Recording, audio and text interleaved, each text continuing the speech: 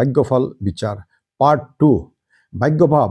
মধ্য বয়সের কাছাকাছি সময় থেকে ভাগ্যের উন্নতি যুগ।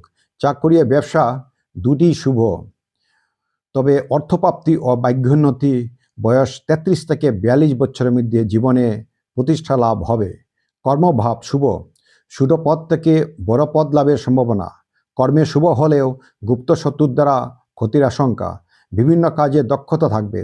বয়স 33 থেকে 42 বছর বয়সের মধ্যে প্রতিষ্ঠা ও উল্লেখযোগ্য পরিবর্তন। আয় ভাব খুব ভালো হবে, বিভিন্ন উপায়ে আয় আসবে। চাকরির সাথে ব্যবসা করলেও ভাগ্যের উন্নতি ও অর্থাগম হইবে। সৎ এবং অসৎ দুইভাবেই অর্থ আয়ের সুযোগ থাকবে।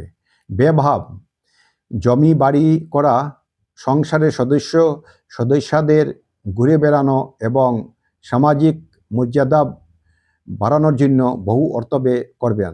নিজের প্রয়োজন ছাড়া অর্থ ও সময় ব্যয় এরা কখনোই করবে না।